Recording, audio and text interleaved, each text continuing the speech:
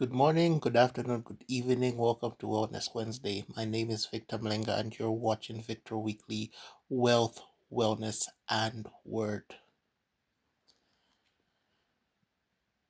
Wednesday is always the hardest one to prepare for because it's easy to come up with things in regards to wealth. It's easy to come up with things in regards to the word, but it's hard to talk on wellness because then I have to be vulnerable. I have to be raw, and that scares me. That scares me a lot. But it is a necessary evil. It's a necessary evil for whomever is trying to connect to me, whomever wants to know that life is pretty messed up, but it doesn't have to be. You don't have to look at it from a negative lens.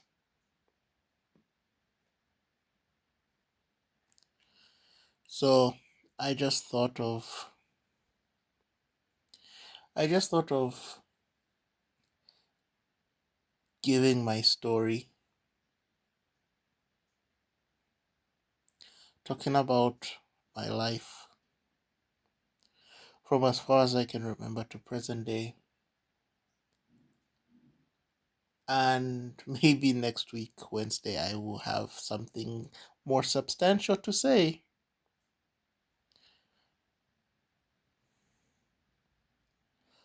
But but today I'm going to talk about my testimony, the ups and the downs, the good times, the bad times,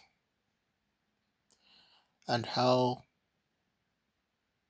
I've managed to cope. Sometimes the coping mechanisms have not been healthy. Other times they have been healthy. So this is Victor Mlenga, unedited. So I was born on the 2nd of July 1998. I was the last child of my parents, Mr. Victor Mlenga Sr. and Madam Rose Chanda Chileshe. I was the only boy in a family that consisted of two girls. My oldest sister, her name was Victoria Mwava Mlenga, simply because when my mother got pregnant, my dad got excited and he named the child Victor because he wanted to have a junior, and he told his brothers, who a lot of them were having firstborn girls. He said he bragged, saying, some of us, we don't just start with girls, we start with sons.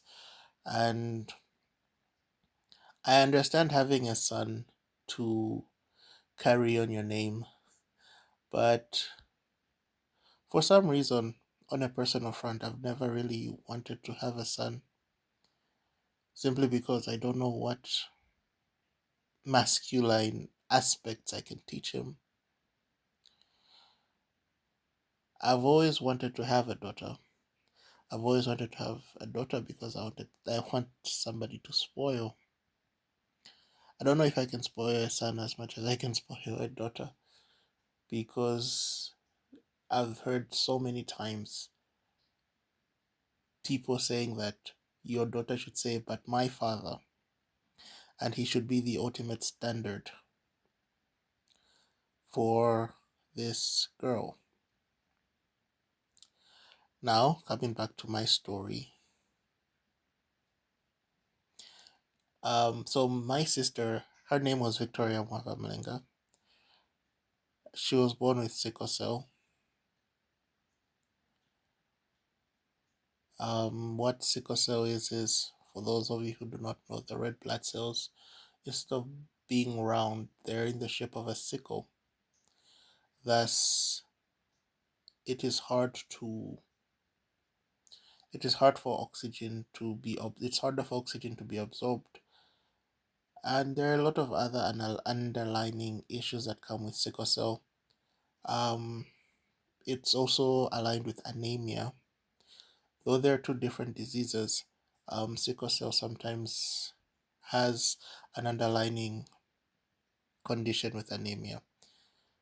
The thing that I hated about sickle cell was that, or my sister's sickle cell, was the fact that every so often, I don't know what was happening medically, but every so often she'd end up in excruciating pain, which I could not understand. But I just knew that she would complain about her legs hurting, her arms hurting, her whatever hurting. And ultimately, when she was 10 years old, she had a headache that led to her having a stroke, which meant the entire right side of her body stopped working. So she'd walk with a limp, and her right hand just never worked. When she was 10, I was actually 4.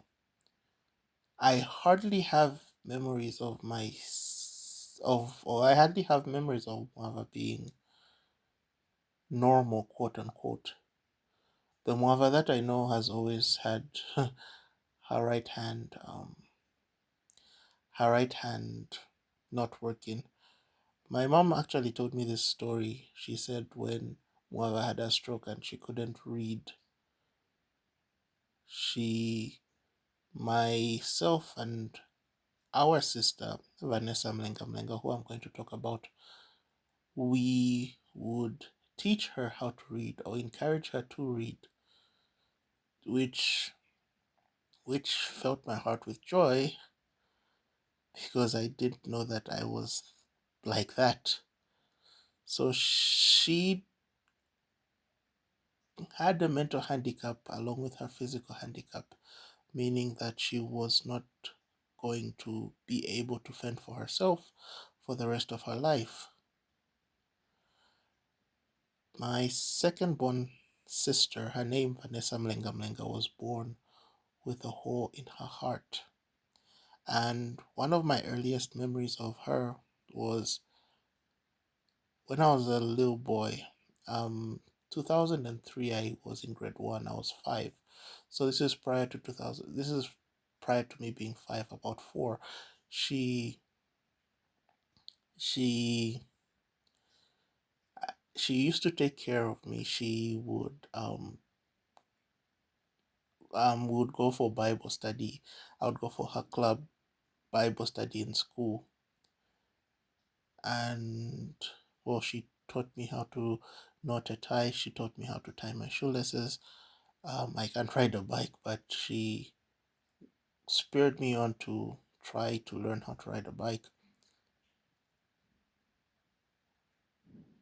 which is something I've always been embarrassed about. I don't know how many people know that I don't know how to ride a bike, but or if well, there's hardly anybody that's watching my stuff, so they don't. They probably will never know.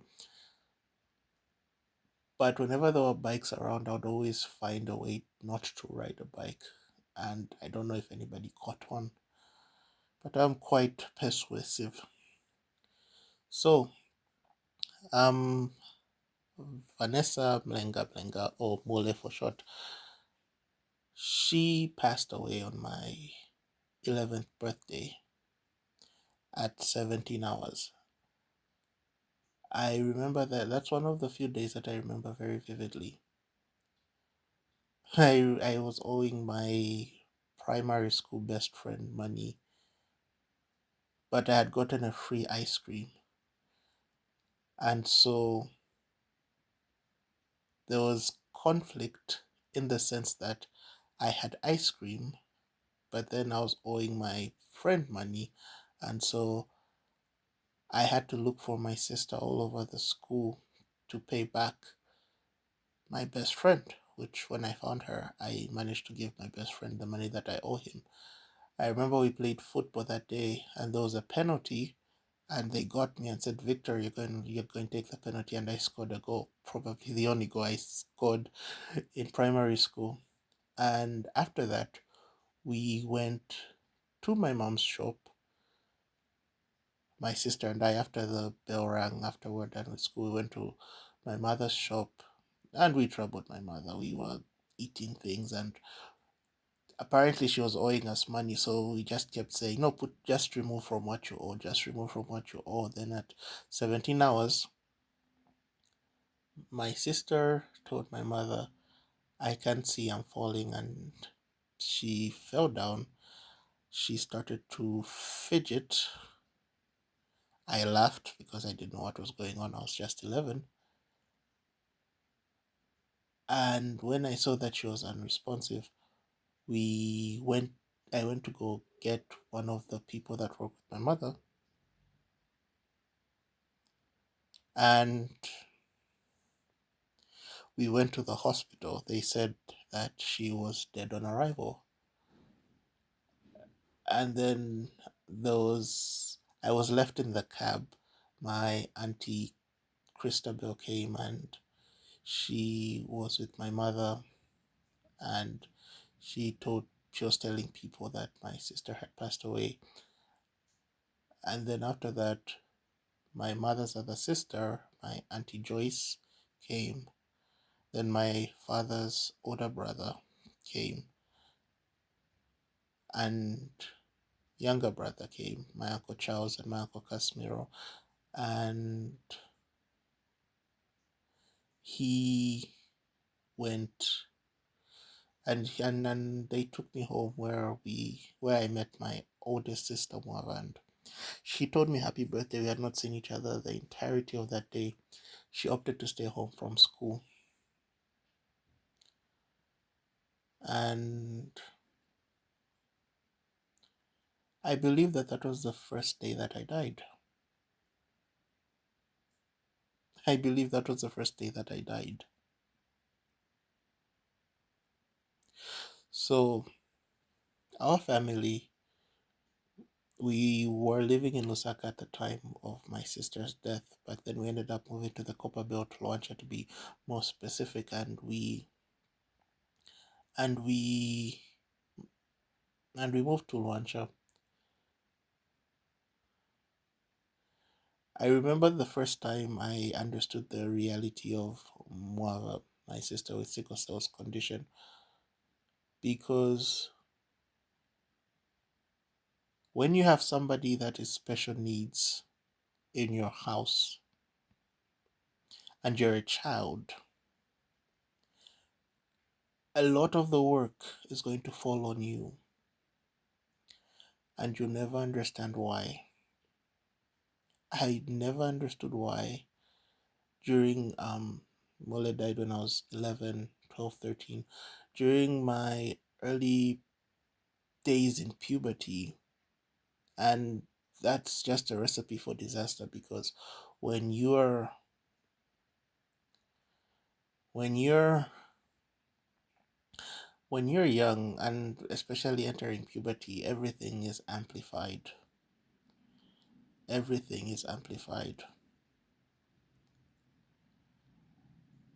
But I ultimately learned that the reason why the burden fell on me, and I don't know why, because a lot of the time when there is a special needs kid in a family, you discover that the quote unquote normal kids end up resenting that special needs kid. But I, well, I never resented my sister. I always looked at her as somebody to be protected, and that I would be the one to protect her. But then when I was 16, I learned in biology that we are learning about reproduction and genetics and mutations in genetics. And I learned that somebody that has sickle cell can only live until they are 18, which is which greatly disturbed me, because then when I was 16, my sister was 20, and in my head I believed she was going to die at any time.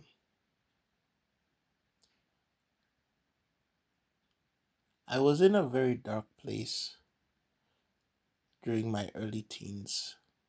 I had developed a severe porn addiction that I have been battling on and off. I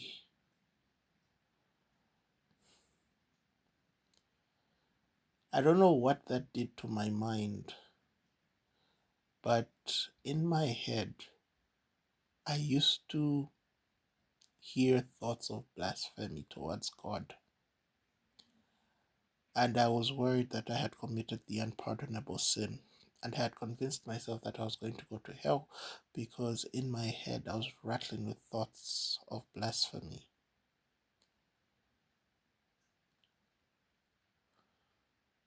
But that wasn't a struggle that I could tell people openly. A lot of my struggles are not struggles that I could tell people openly. I suffered in silence with the porn addiction because my parents were near perfect. My dad was a man of high status who was a perfectionist in his who was the perfectionist to a T.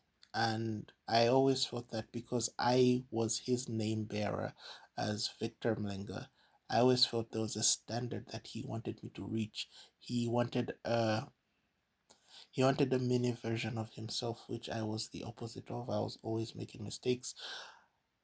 I never did my homework because I just honestly forgot that I had homework. Um, he was always dressed to the nine. I re- excuse me. I really didn't care what I was wearing. I would have my hair scruffy and the like. It's only as I started to grow up that I started wanting to dress up and keep myself looking good and smelling fresh. Or maybe I just started to be more aware of my scent. Yeah.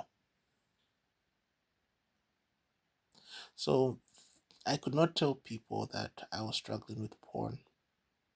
I could not tell people that I had all these blasphemous thoughts in my head concerning God, because then they'll just confirm the thing that I was keenly aware of, that I was on a one-way ticket to hell. But what's weird is that in as much as I had those blasphemous thoughts in my head, every so often I would post about God. My mentality was, well, it's done for me, but I can actually help somebody. If I'm not going to heaven, then somebody else can go to heaven in my place. Before going to university, I had visions of a very debaucherous life. I never thought of drinking alcohol, but the one thing that I thought was going to be a constant was sex. But during my stay in university, I only had two encounters that I can count as sexual. Um, I shared a bed with a girl once.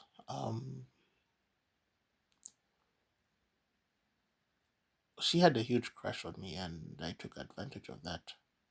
I Anyway, let me just say that I well, in university,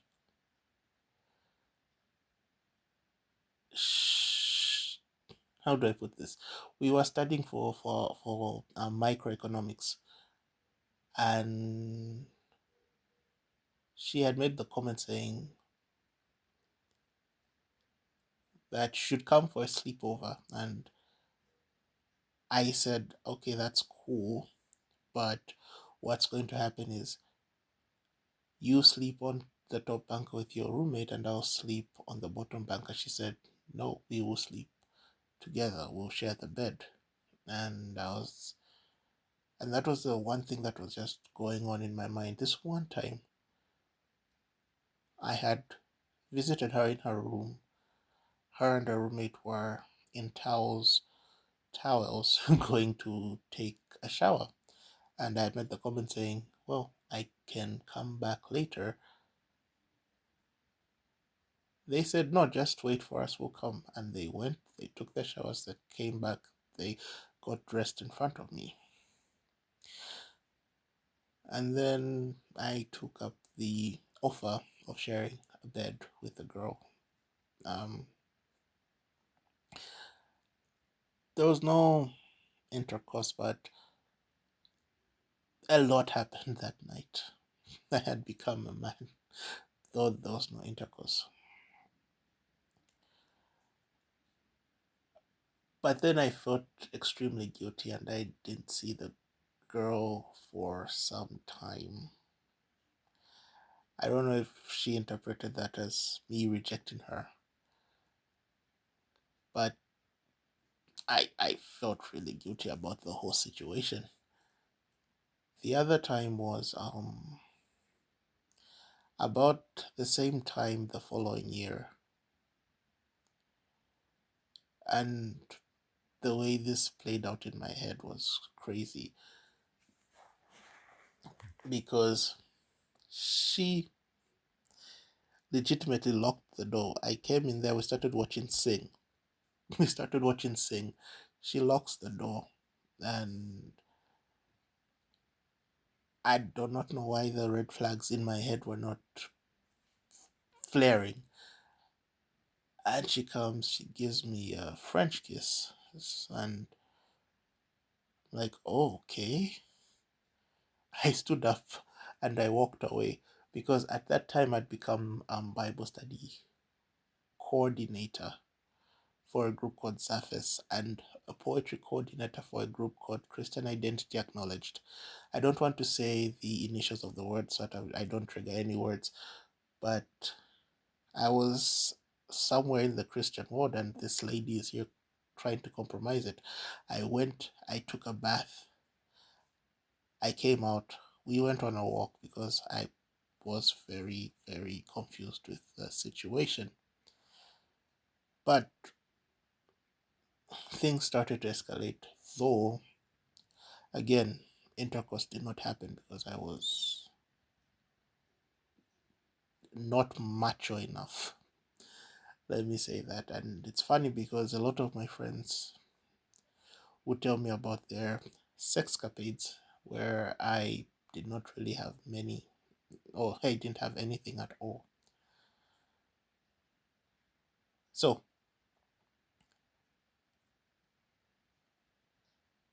my life in university was basically finding Jesus because I was dealing with that blasphemous thing in my head.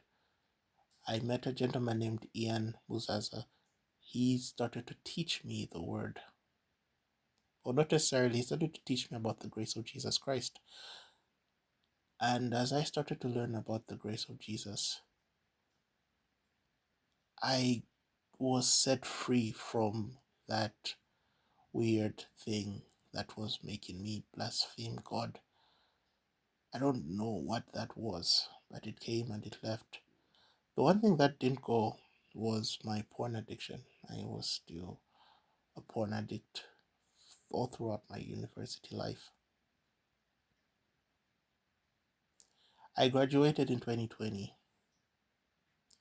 In 2021, I texted a girl on a website, on a dating app. Said, you have a lovely smile. And she said, thank you very much. This girl ended up being the person I would end up marrying. At that time, I didn't think too much of it. But she increasingly became somebody that I cared for because she she fascinated me with the questions that she was asking. She was asking questions of somebody who was part of a system that was not willing to give her answers. And so anytime I would give her answers because to an extent after university, when I stopped doing evangelism, when I stopped preaching, when I stopped teaching, I felt like I had a lot of knowledge that was just going to be wasted But then this little lady allowed me to have an outlet for the things that are in my head. And I was like, wow, this is actually cool. And so we connected. But in June of that year, my father passed away. And in my spirit, I felt the passage in which, when David was dying, he looked at Solomon and he said, my son, I'm going to go to my father's. Show yourself a man. And I tell you, every single person that was consoling me or kept saying, okay, Victor, you're the man now. Okay, Victor, you're the man now. Okay, Victor, you're the man now. I really hated hearing that. This person who ended up becoming my wife asked me, what can I do? And I just told her to distract me, and we would joke around, and it was a lovely time. However, it seemed she was physically distraught to the point that her mother asked her what's going on, and she boldly, now she's a white girl from Canada. For some reason, it seems like it is something that they talk about. They can talk about relationships openly. I don't know if that's a thing. That's an assumption on my end. But in Zambia, until you are going down the aisle, you don't tell your parents about the people you're dating. So she tells her mother that my boyfriend's father has passed away, and her mother in then tells her father, and well, we kind of have a decent relationship now, but he was a very big antagonist to me. And I don't know if this is a Mennonite thing, but it seems as though they do not know how to express themselves. And the problem with that is you are leaving room for people to assume what's going on. My The person who ended up being my wife told me a story about how they had Nigerians live in the Airbnb, and that they seemed to make very racially charged comments towards those Nigerians. I don't know. The person who ended up being my wife was fueling me with a lot of weird stories about her family. Maybe this was something that I should have anticipated for, because she seemed to have hated her sister. But then, of all the family members, she formally introduced me to her sister, which never made sense to me. She would complain constantly about her father. I guess now they're friends. But it was weird how negative she was towards her family and her church system. I recently went to a Mennonite church. I've made friends with the pastor at the Mennonite church here in Zambia. And again, maybe I am speaking out of ignorance, but to me it just felt very traditional, with people having traditional roles. Anyway, so after my father had died, her father, who I learned just didn't trust me, her father started to spit venom. And I always find it weird when you don't trust somebody, you try to belittle them in front of somebody. I don't know what that is, because if I don't trust somebody, I would try to get to know that person so that I do not make assumptions about that person. But apparently, because I was from Zambia, I was there to steal her money and leave. And what's funny is that Here in Zambia, we deal with a lot of network issues. And the first time she actually sent me money, I was dealing with some network issues. And like, what, 10, 20 minutes later, before I could even get a response, she said, I knew, or she said something like, what everybody told me about you was right. You just wanted my money. She started to spew a lot of venom, and I was like, I'm having network issues. Anyway,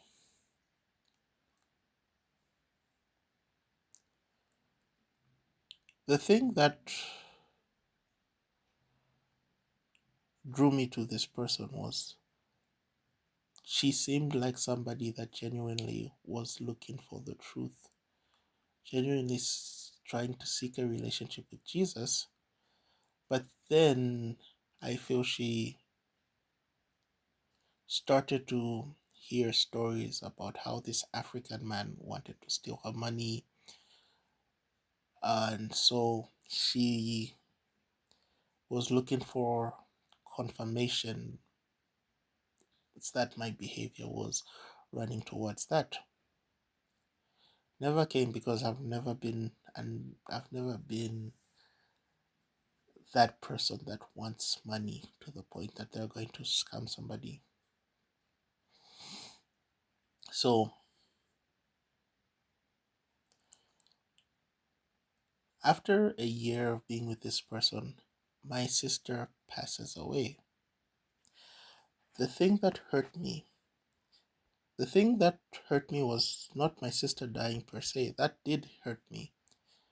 But I had felt I had lost purpose because I had always believed that I'd be the one to take care of her and fulfill the desires that she had in her heart. It's one thing to lose a family member, but then it's another thing to, while that person is gone, you no longer have purpose. I had lost two family members up to that point, my older sister Mule and my father.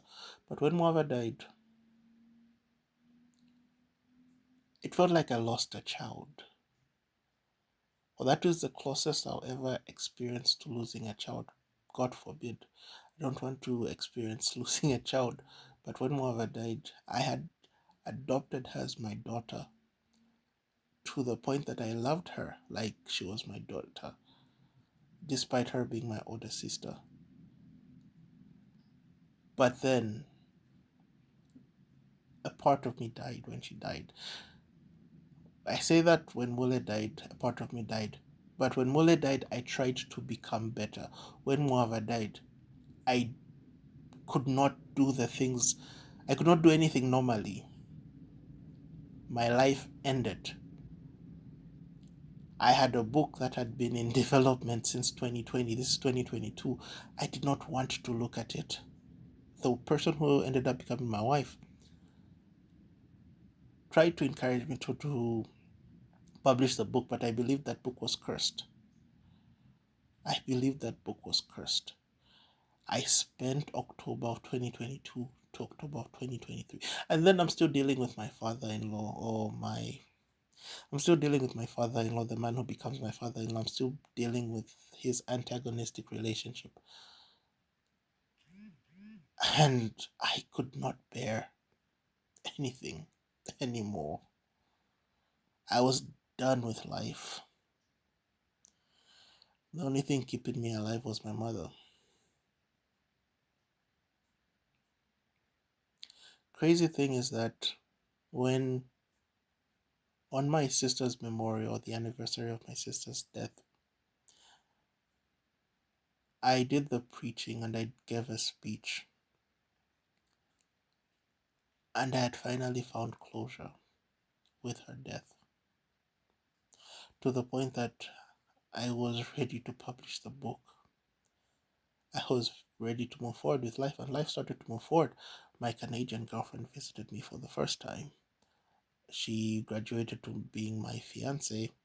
We spent the year trying to get me to Canada, which ultimately led to me going to Cape Town for the first time, but my application ultimately got rejected. And so we are trying to weave out the logistics of getting married. In January of 2025, we finally got married, which was beautiful. But then she had to go back to Canada. And so the first cracks of what would be my present reality showed.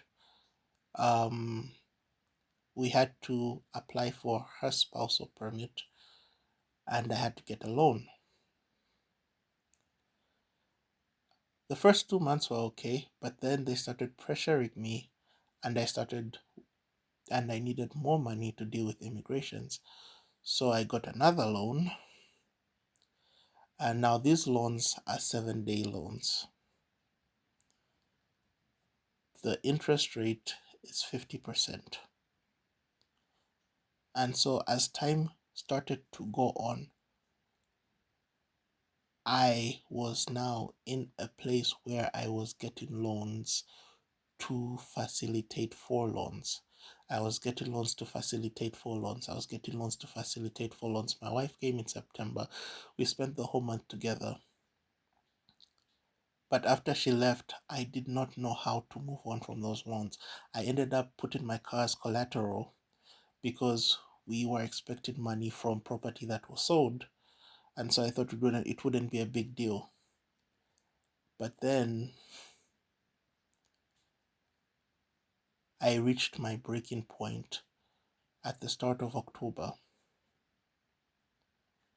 At the start of October, I reached my breaking point.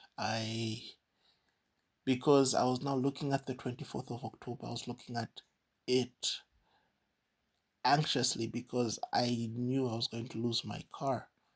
I reached out to my wife and asked her if she could loan me money. She said she didn't have money. I asked her, what about the wedding money that we had? She said, I want to use that to buy furniture. And I had nothing. And so I asked her, okay, what about if with that money I will pay you back?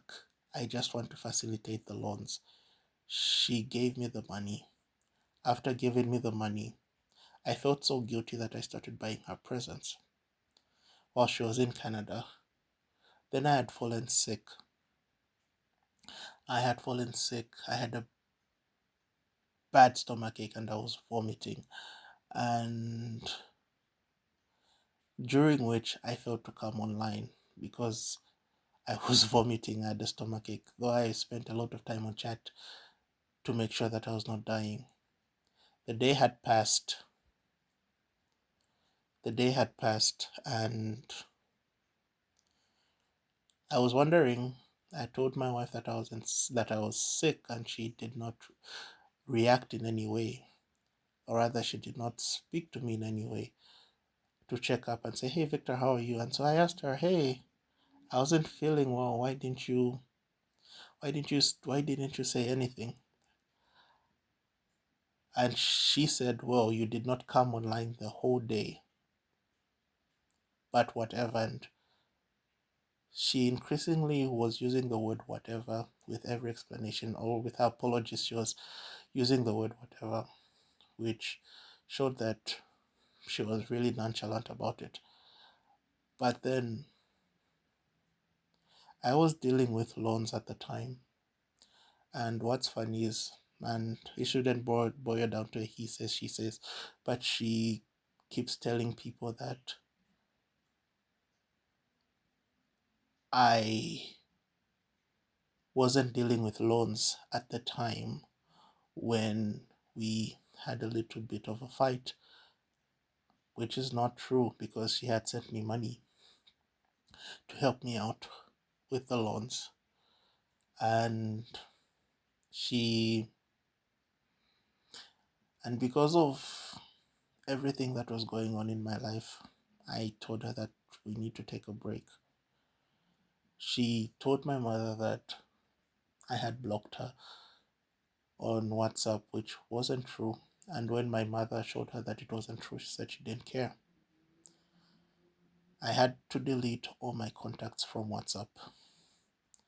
I then had to delete my WhatsApp, my personal WhatsApp. And the only WhatsApp that I had was on my laptop, and in Zambia, network is a horrible, horrible thing. So it's hard to keep up with things. Whilst on a break with my wife, I went to the police to report harassment.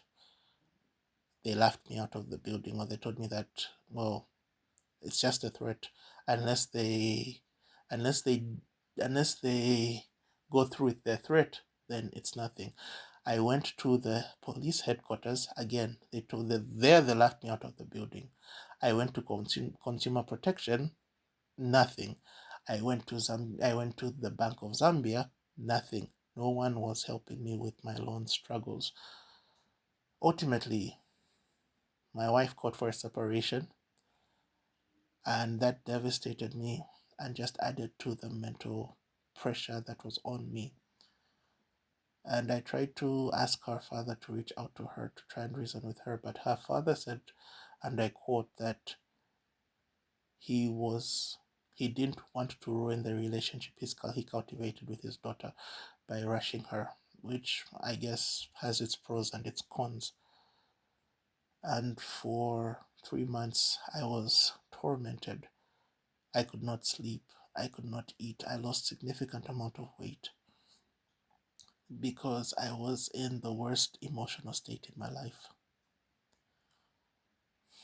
After that, I after that there was light at the end of the tunnel. I had gotten a job dealing with offshore investments, and which meant I had to leave my previous job, which was dealing with Zambian investments. And so I started getting paid in dollar, and the dollar to kwacha is a significant 18 to 20 kwacha, which has helped me move forward with life. The property that we're hoping to get sold got sold, and now we are on the road to. We've bought a house, or we're in the process of paying for a house, my mother and I. Um, I ended up going to Cape Town, and what's beautiful is that I received a job offer from somebody in Dubai and somebody in Cape Town, and God started to open doors. And the reason why I'm giving my story and it's gone for 42 minutes is that I have learned through suffering. It's been 6 months actually.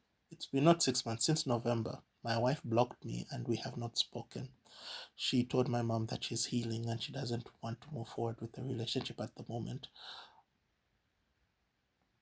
But what's interesting is that I have learned a lot without her than I would have with her. And the sad thing is that every time I'm in a state in which I need comfort, I need protection, maybe I was making her my God. But then every time I was at a low point, she left. When my father passed away, I know I made the comment saying, oh, he's buried, meaning everything is okay. When my father had passed away, she started to talk about what her father was telling her.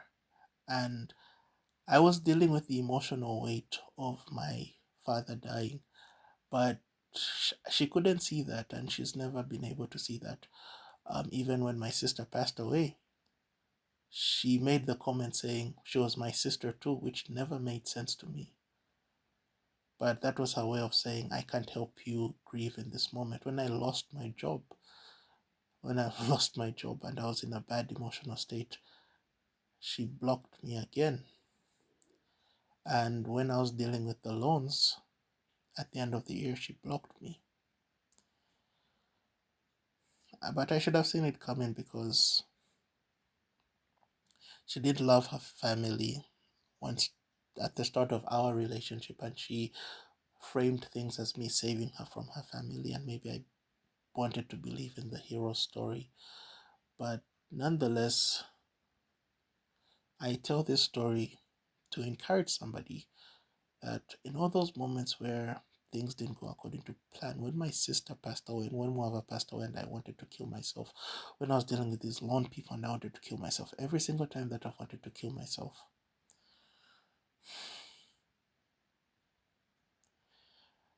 I just stopped being in control and I let God do what God does. And here I am, left by my wife. Here I am without any sibling. Here I am without a father. Here I am scratching and crawling, trying to earn a commission. But life is not over. Life is not done. There is always a way out. Suicide's not the answer. It may seem pleasing, but it is not the answer. The unfortunate thing is that a lot of us who go through life not having somebody to tell us about how both their sisters had gone, about how their father, and I forgot to mention this, my father, the perfectionist, actually ended up being the biggest liar I knew because he had a whole double life that nobody knew about. He practically cheated on my mother with anything in a skirt. And the sad thing is that I got his phone and I can see everything that he did, and that messed me up. I have not had the easiest life, but I feel I've had a very fulfilled life. And I'm only 20, I'll be 28 in July. I've not had the easiest life, but I've had a very long life that has seen a lot of things. And in all honesty, I'm in a period of starting over. I don't know where the future lies with my wife, but to me, what she does doesn't matter anymore because I'm moving forward. I have gotten my life back and I have given it to Jesus. And I'm moving forward. Whether people like it or not, I'm locked in. 2026, 2027, 2028. Those are going to be my year because I'm no longer taking any prisoners. Life is too short to worry about the future. Life is too short to get stuck in the past. This is the present, and we need to live for now.